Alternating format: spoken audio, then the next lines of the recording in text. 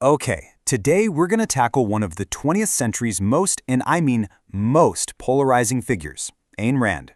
You probably know her as the author of the massive and, let's face it, incredibly controversial novel Atlas Shrugged.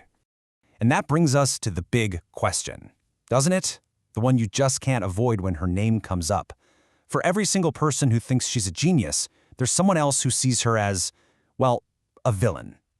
So what is it about her that creates such a powerful, dramatic divide? You know, the reaction to Ayn Rand is almost never lukewarm. It's either one extreme or the other. On one side, she's this brilliant intellectual icon, a true defender of individual freedom. But on the other side, she's completely dismissed as a champion of greed, sort of the philosophical godmother of selfishness. How can one person provoke such wildly opposite reactions? Well, the first step to figuring this out is to see her the way she saw herself, as a philosopher first and foremost. Her whole philosophy was built around celebrating self-interest, and she was not shy about it at all. In fact, she had this reputation for being fiercely dismissive of pretty much anyone she thought wasn't on her intellectual level. And this, right here, is the real key. Her philosophy wasn't dreamed up in some quiet university library. No, it was forged in the fire of her own incredibly dramatic life. So to really truly get a grip on her controversial ideas, we have to go back. We have to understand where she came from. And that story begins in Russia. It was an experience that would end up defining her entire worldview and really set the stage for every single thing she would later write and think. Her early life was just one dramatic upheaval after another. She was born into a prosperous family, but her entire world was turned upside down by the Russian Revolution. The state, acting in the name of the collective good, seized her father's business. And just like that, overnight, her family was thrown into poverty, surrounded by violence. Think about that word for a second. Socialized. For the young Ayn Rand, this wasn't some abstract political theory she read about in a textbook. This was a real, concrete, traumatic event. It was the moment the state literally reached into her life and just took away everything her family had ever built. So, with that kind of background, it's no surprise she looked to a place she saw as the complete opposite of everything she'd known, America. For her, it became the ultimate ideal.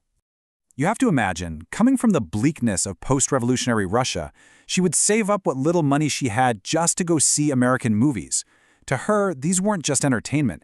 They were like windows into a whole other world, a world of freedom, of individualism, of opportunity that she desperately craved.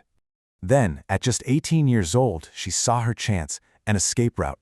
It was a visa to visit relatives in the United States. She grabbed that opportunity, knowing full well it was a one-way ticket. She wasn't just leaving a country, she was leaving behind an entire ideology that had completely destroyed her family's world. But can you imagine the shock?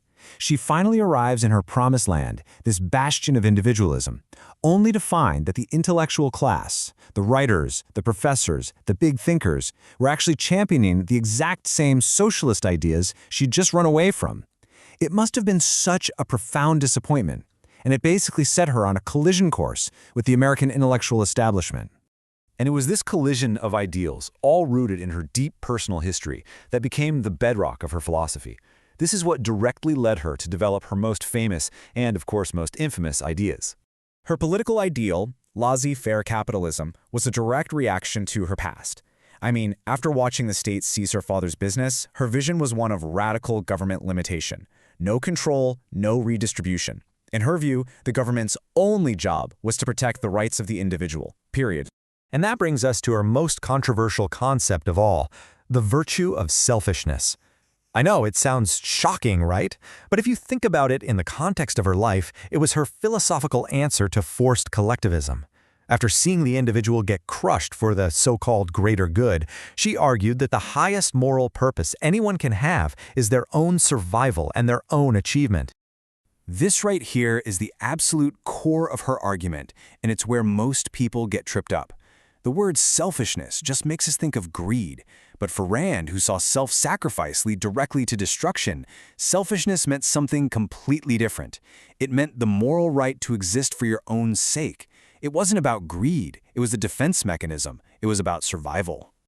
Now, her conclusions are definitely powerful, but her method, that's where a lot of philosophers and critics have some major issues. It's really the main source of all the academic disagreement with her work.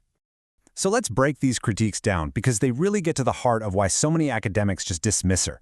First, she would often redefine keywords like selfishness to fit her arguments. This made her logic seem really solid inside its own little bubble, but it kind of disconnected her from the larger philosophical conversation. Second, critics say her arguments often just conveniently ignored any context that might weaken them. And finally, her approach was famously all or nothing. She would dismiss entire schools of thought, like the entire body of work from philosopher Immanuel Kant, over a single point of disagreement. It just closed the door on ever finding common ground. This is a really common journey for people who read her stuff. The author of our source material talks about this exact path, first being just profoundly influenced by her clarity and her passion, and then later, after a lot more study, beginning to profoundly disagree with a lot of her philosophy and her methods. So we kind of end up where we began. We've seen how Ayn Rand's controversial philosophy of self-interest was literally forged in the fire of revolution and personal loss. Her ideas are almost impossible to separate from her life story. And that leaves us with a final, bigger question. To truly grapple with any powerful idea, do we first have to understand the life that created it? What do you think?